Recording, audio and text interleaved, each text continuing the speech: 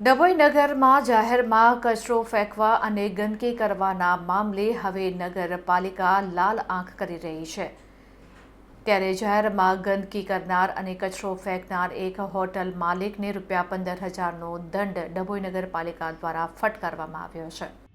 ડભોઈ નજીક આવેલ દર્શન હોટેલ દ્વારા એઠવાડનો નિકાલ કરતા હોવાના પુરાવા મળતા ચીફ ઓફિસરના આદેશથી કડક કાર્યવાહી હાથ ધરી ડભોઈ નગરપાલિકાના ચીફ ઓફિસર જયકિશન તડવીના સીધા માર્ગદર્શન હેઠળ નગરપાલિકાની સેનેટરી શાખા દ્વારા નગરમાં સ્વચ્છતા અભિયાનને વધુ વેગવંતો બનાવવામાં આવ્યું છે અને જે અંતર્ગત જાહેરમાં ગંદકી ફેલાવતા તત્વો સામે દંડનીય કાર્યવાહીના ભાગરૂપે એક મોટી કાર્યવાહી હાથ ધરવામાં આવી હતી।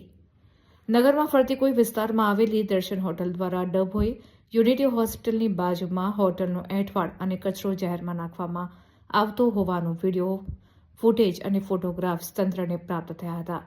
આ ગંભીર બેદરકારી બદલ દંડનીય કાર્યવાહી હાથ ધરવામાં આવી હતી અને હોટલ સંચાલકને કાયદેસરની નોટિસ ફટકારી ₹15,000નો મસમોટો દંડ વસૂલવામાં આવ્યો હતો। આ કામગીરીમાં સેનેટરી ઇન્સ્પેક્ટર હિનાબેન રાઠવા, મહેશ વસાવા, ભાવિશાબેન પરમાર સહિતની ટીમે સ્થળ ઉપર જઈ કડક કાર્યવાહી હાથ ધરી હતી।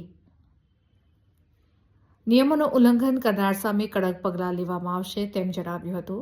ત્યારે નગરપાલિકા તંત્રએ કડક ચેતવણીના ભાગરૂપે આ કાર્યવાહી દ્વારા ડભોઈ નગરપાલિકા તંત્રએ કડક ચેતવણીના ભાગરૂપે આ કાર્યવાહી હાથ ધરી સ્પષ્ટ સંકેત આપ્યો છે કે નગરના સ્વાસ્થ્ય અને સ્વચ્છતા સાથે ચેડા કરનાર કોઈ પણ વ્યક્તિ કે સંસ્થાને છોડવામાં આવશે નહીં।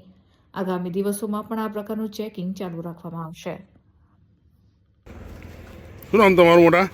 મારું નામ હસનભાઈ। હે? હસનભાઈ। જી ઓકે, શું થયું હતું? આજ રોજ ડભોઈ નગરપાલિકાના ચીફ ઓફિસર સાહેબ દ્વારા જે જાહેરમાં ગંદકી કરે છે એ ઇસમો પાસેથી દંડ ફટકારવાનું સૂચન આપેલું હતું। એ અનુસંધાને જે અમને શોર્ટ વિડીયો મળેલો છે દર્શન હોટલના ઇસમો દ્વારા જાહેરમાં ગંદકી કરતા હતા, જેના આધારે અમે ત્યાં ગયા, એ લોકોને નોટિસ ફટકારી અને અંદાજે નિયમ અનુસાર 15,000 જેટલો દંડ ફટકારેલો છે। આ રીતે આ કઈ જગ્યા પર બનાવ બન્યો હતો?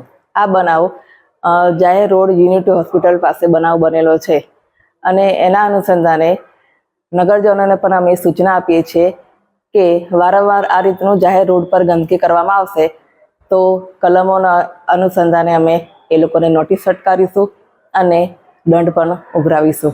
આગળની કાર્યવાહી શું કરવામાં આવશે જો એક જ ઈસમ બીજી વાર કચરો નાખતા પકડાશે? વારંવાર ઈસમો પકડાશે છતાં પણ એ લોકોએ કોઈ સુધારો ના જણાય તો કોર્ટની નિયમ મુજબ કોર્ટની કાર્યવાહી અમે કરીશું।